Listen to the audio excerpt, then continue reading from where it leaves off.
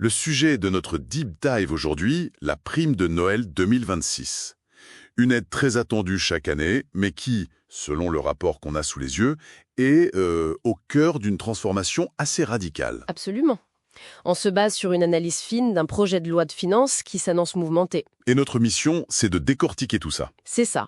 Comprendre ce qui change vraiment, pourquoi ça bouge maintenant, et surtout, qui va le sentir passer. D'accord. Parce qu'au-delà des chiffres, c'est toute la philosophie de l'aide qui est repensée.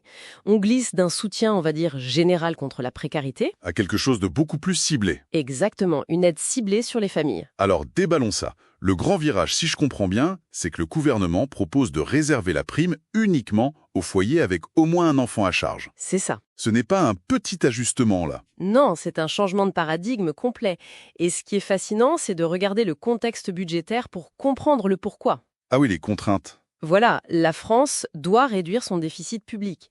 Et donc, le budget de cette prime, il passerait de 466,5 millions à 261,5 millions d'euros. C'est une baisse de 45%. C'est énorme. C'est énorme. Attendez, le chiffre est frappant. L'économie, les 200 millions environ, ça correspond exactement au coût de la prime pour les foyers sans enfants. C'est une ablation chirurgicale, en fait. Ce n'est pas un ajustement à la marge, non. Et la citation du ministre du Travail dans le rapport est d'ailleurs assez directe. Ah oui, elle a fait beaucoup de bruit. Il dit « La générosité qu'on a connue pendant des décennies est peut-être arrivée à son terme. Une citation qui met le feu aux poudres. Forcément. Concrètement, les perdants, qui sont-ils ? Les personnes seules et les couples sans enfants. C'est ça qui touche des minima sociaux comme le RSA ou des allocations spécifiques comme l'ASS ou l'AER. Pour eux, c'est une perte sèche. De combien ? 152,45 € pour une personne seule et presque 230 € pour un couple. C'est un vrai coup dur juste avant les fêtes.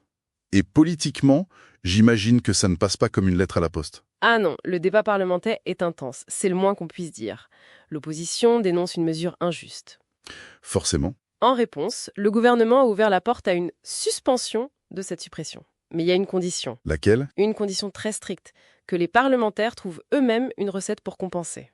Donc, ils doivent trouver 200 millions d'euros ailleurs. Voilà. La prime devient un véritable levier de négociation budgétaire. On a donc un groupe de perdants très clairement identifié. Mais à l'inverse, pour les familles avec enfants, est-ce qu'on peut dire qu'elles sont gagnantes ? C'est bien plus compliqué que ça. Ah. Pour ces familles, les montants prévus, ce sont les mêmes que les années précédentes. Pas 1 € de plus. Donc aucune revalorisation face à l'inflation. Aucune. Le versement reste automatique mi-décembre, mais c'est une stabilité en trompe-l'œil. Le pouvoir d'achat de la prime, lui, il diminue. Une stabilité de façade, donc. Le montant ne bouge pas, mais on peut acheter de moins en moins avec. Le rapport pointe aussi une autre anomalie, n'est-ce pas ? Une inégalité qui persiste. Exactement. C'est une disparité historique.